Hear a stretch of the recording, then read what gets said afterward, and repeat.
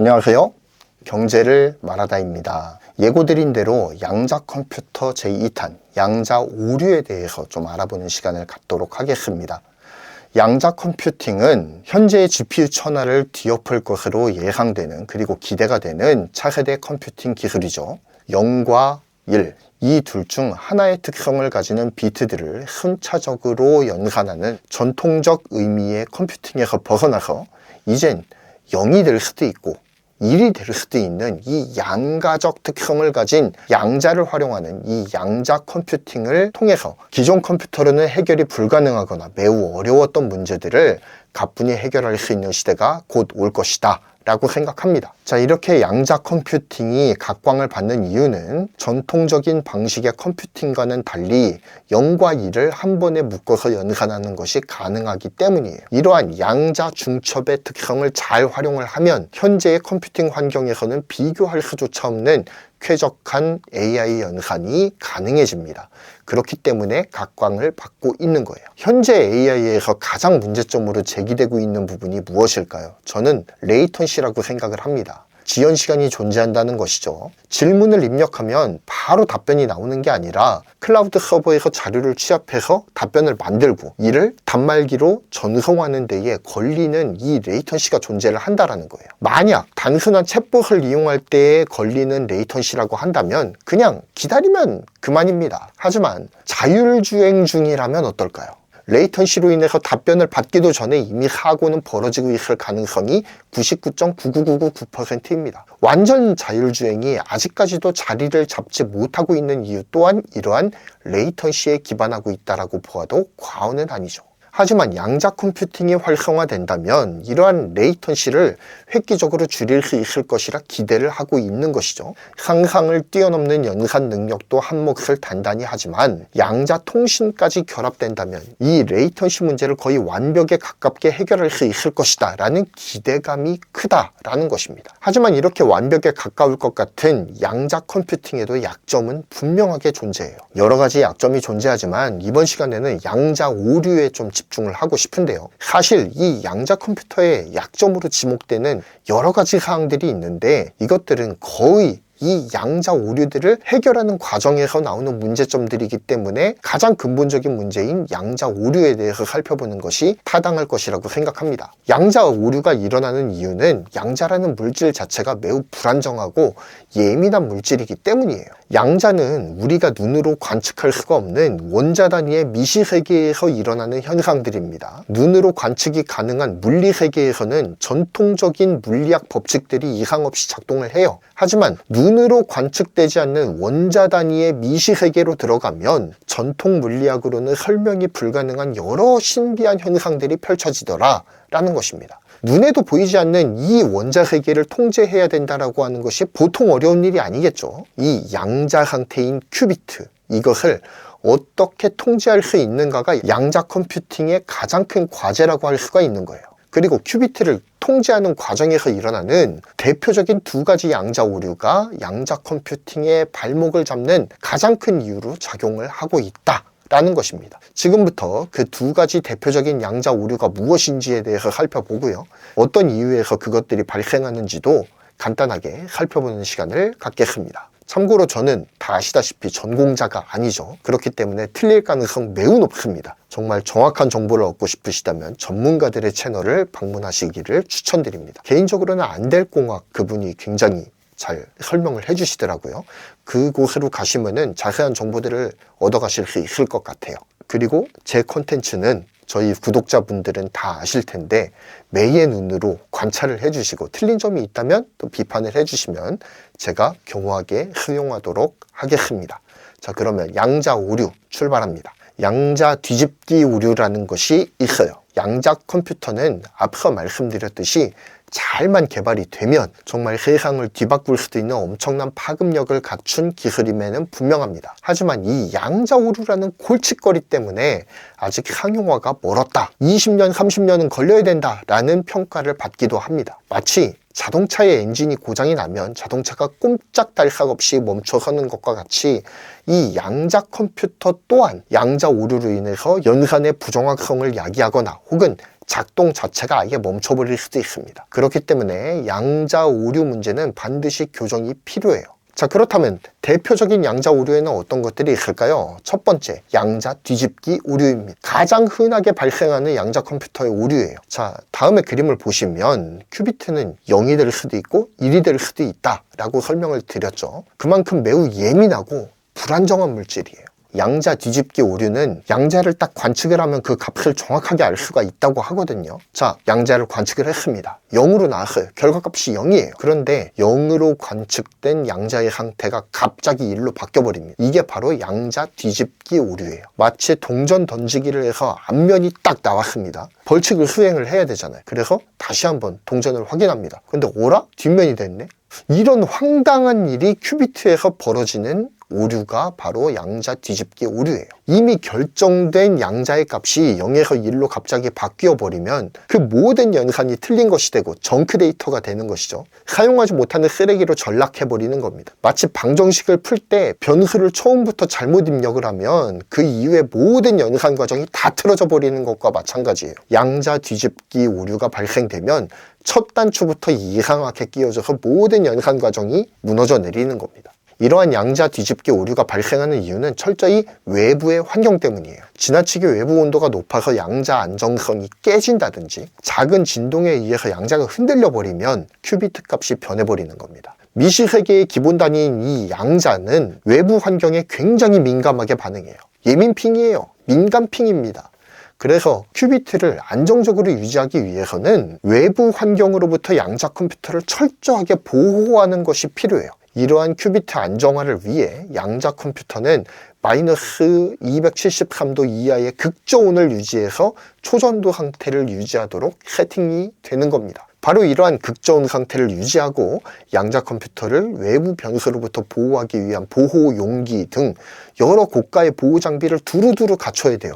그렇기 때문에 양자 컴퓨터의 상용화가 굉장히 어려운 문제라는 겁니다. 상온에서 큐비트를 안정화할 수 있는 기술이 개발되지 않는다면 양자 컴퓨터를 대량 생산한다? 이거는 불가능에 가깝습니다. 조금의 충격이나 온도의 변화에도 양자 뒤집기 오류가 발생하는 민감함은 양자 컴퓨팅 상용화의 가장 큰 장벽으로 작용하고 있어요. 두 번째, 양자 위상 오류입니다. 양자 위상 오류 또한 양자 컴퓨터 상용화를 가로막는 걸림돌이죠. 위상 오류라고 하는 것은 양자 뒤집기 오류만큼 빈번하게 일어나지는 않습니다. 하지만 이 위상이 변화하는 오류는 양자 특성 자체가 아예 바뀌어버리는 오류거든요. 그래서 매우 심각한 문제를 초래하게 됩니다. 이 양자역학에서 위상이라는 것은 일종의 확률이거든요. 이 큐비트를 관측했을 때 1이 나올 것인가 0이 나올 것인가를 판가름하는 확률입니다. 큐비트의 관측은 일종의 확률 게임이거든요. 이 큐비트가 0일 확률 그리고 1일 확률이 어느 정도 정해져 있다고 해요. 그래서 양자의 상태가 딱 이건 0이다 이건 1이다 관측이 되기까지 0인지 1인지 확신할 수가 없는 상태잖아요. 그런데 관측이 딱 이루어질 때 이 큐비트의 값이 0이 될지 아니면 1이 될지를 나타내는 확률은 어느 정도는 예측이 가능하다고 합니다. 그런데 위상 오류가 발생해서 어느 정도 픽스되어 있는 이 확률이 뒤죽박죽 뒤섞여 버린다고 생각해 보시기 바랍니다. 계산 결과 자체를 신뢰할 수가 없게 되는 거죠. 위상 오류가 발생한 큐비트로 수행한 연산들은 그 신뢰도를 잃어버리게 되고 양자 컴퓨터를 무용지물로 만드는 원흉이다라는 것이죠. 자, 그래서 이 두 가지 오류, 뒤집기 오류, 위상 오류를 교정하기 위한 노력도 함께 진행이 되고 있습니다. 양자 오류를 수정하는 방식은 양자의 상태를 안정화시키는 것과 굉장한 관련이 있습니다. 양자 컴퓨터가 각광을 받는 기술임에도 불구하고 상용화가 이루어지지 않는 가장 큰 이유는 양자 오류를 바로잡기가 쉽지 않기 때문입니다. 한마디로 큐비트를 안정화시키는 것이 굉장히 어렵다. 라는 겁니다. 이러한 양자의 오류의 교정을 위해서 기업들도 여러 가지 방법들을 연구를 하고 있거든요. 오늘은 윌로우 칩으로 화제의 중심에 선 구글, 그리고 양자 컴퓨터의 전통 강호 IBM의 양자 오류 교정 기술을 살펴보고자 합니다. 자, 구글 윌로우가 작년 12월에 공개가 되었죠. 이 윌로우 칩을 통해 구글은 양자 오류 정정 분야에서 획기적인 발전을 이루었다고 발표를 했습니다. 윌로우의 핵심 이 양자 오류 정정 기술은 표면 코드라고 하는 오류 정정 방식, 그리고 논리적 큐비트라고 하는 소프트웨어에 있습니다. 자, 윌로우는 논리적 큐비트라고 하는 이 소프트웨어 알고리즘을 통해서 양자 오류를 극복하고자 했습니다. 논리적 큐비트라고 하는 것은 물리적인 큐비트 상호 간의 오류를 감지하고 수정할 수 있도록 연계시켜주는 소프트웨어 알고리즘이에요. 논리적 큐비트를 잘 구축해 놓으면 큐비트의 수가 늘어나면 늘어날수록 양자 오류를 확률적으로 낮출 수 있다고 합니다. 또한 이러한 논리적 큐비트가 잘 작동할 수 있도록 큐비트를 일정한 격자 형태로 배치하는 것을 표면 코드라고 말해요. 표면 코드는 여러 큐비트를 모아서 격자 형태로 배열을 하고요. 각 큐비트의 상태를 주변 큐비트들과 비교해서 오류를 찾아내고 이를 교정하는 기술을 의미합니다. 마치 여러 개의 눈으로 감시하는 것과 같이 말이죠. 조선시대를 예를 들어 보면은 5가정을 하나의 단위로 묶었어요. 그래서 상호 간의 어려움을 돌아보도록 이렇게 했던 오가작통법이라는 것이 있었습니다. 물론 오가작통법은 나중에 군역을 회피하고 튀려는 사람들을 감시하는 용도로 더 많이 사용되었다고 하죠. 서로가 서로를 돌보고 오류를 교정하고 그리고 감시함을 통해서 더욱 단단한 양자 간의 결속을 이루게 하는 것, 이것이 바로 표면 코드 그리고 논리적 큐비트의 기술적 원리입니다. 윌로우 칩은 표면 코드와 논리적 큐비트를 사용해서 큐비트의 수가 증가를 해도 오류율을 감소시키는 형태의 구조를 갖고 있다고 합니다. 보통 큐비트는 그 수가 늘어날수록 통제하기가 굉장히 어렵기 때문에 오류율이 증가하는 그래프를 그린다고 알려져 있습니다.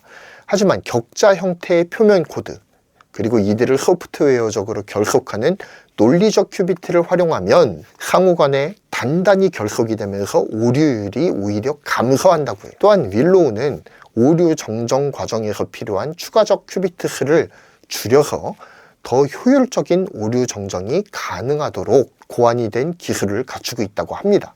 자, 그러면 두 번째로 IBM의 양자 오류 정정 기술은 무엇일까요? 코드 기반의 오류 정정 기술입니다. 구글이 격자 형태의 큐비트 구조 그리고 논리적 큐비트로 양자 오류를 정정한다라고 한다면 IBM은 코드를 기반으로 오류를 정정한다고 해요. 자, 그렇다면 양자 컴퓨터 전통의 강자 IBM이 양자 오류 교정 기술로 사용하는 코드 기반 오류 수정이라는 건 뭘까요? 코드 기반 오류 수정은 구글의 윌로우에 비해 훨씬 더 소프트웨어적인 접근을 보여준다라고 할 수가 있습니다.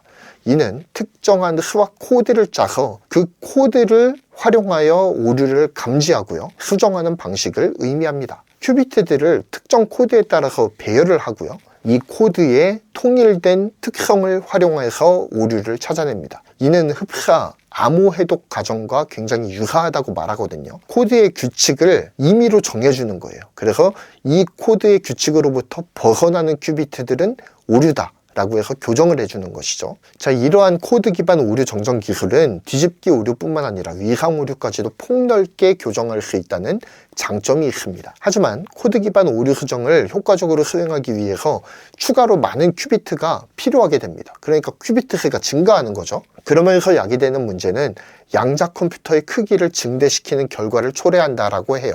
또한 복잡한 구조의 코드를 적용할 경우에는 오류 정정 과정이 굉장히 복잡해지고 그 시간이 늘어난다라고 하는 치명적인 단점도 존재한다고 합니다. 그렇기 때문에 IBM은 다양한 코드들을 개발하고 이를 단순화시키려는 노력을 굉장히 많이 하고 있어요. 그래서 오류 수정 연산의 과정을 최대한 간편하게 줄이려는 노력을 기울이고 있는 것이죠. 자, 결론적으로 말씀드리겠습니다. 양자 컴퓨터는 각광받는 미래 기술임에는 분명합니다. 하지만 양자의 민감성과 예민함은 양자 컴퓨터의 상용화를 가로막는 가장 큰 벽으로 작용을 하고 있습니다. 이러한 예민함으로 인해서 외부 환경이 매우 조금 변화하더라도 큐비트의 안정성이 너무나도 쉽게 깨져서 양자 뒤집기 오류와 양자 위상 오류를 일으키게 되는 것이죠. 이러한 오류들은 양자 컴퓨터를 무용지물로 만드는 매우 큰 오류들입니다. 그렇기 때문에 양자 컴퓨터를 연구하는 기업과 연구자들은 양자 오류를 수정하려는 노력도 함께 기울이고 있습니다. IBM을 중심으로 한 코드를 활용한 오류 수정 기술과 구글의 윌로우로 대표되는 격자형의 큐비트와 논리 큐비트를 활용한 오류 수정 기술이 제시가 되고 있습니다. 물론 수많은 오류 수정 기술들이 있습니다. 이 외에도 양자의 안정성을 유지하는 기술로 초저온을 기본으로 하는 초전도 방식, 그리고 양자를 이온 상태로 유지하게 만드는 이온 방식이 거론되고 있죠. 초전도 방식의 선두주자로 불리는 구글, IBM, 그리고 이들의 양자 컴퓨터에 사용되는 칩을 설계해주는 리게티 컴퓨팅이라고 하는 회사가 양자 컴퓨터의 한 축을 담당을 하고 있고요. 이온 방식의 양자 컴퓨터의 선두주자로 불리는 아이온큐가 또 하나의 축을 이루고 있습니다. 다음 시간에는 리게티 컴퓨팅과 아이온큐, 이 두 기업을 본격적으로 비교해보는 콘텐츠를 진행해 보도록 하겠습니다. 긴 영상 시청해 주셔서 감사합니다. 경제를 말하다였고요. 구독, 좋아요, 알림 설정 부탁드립니다.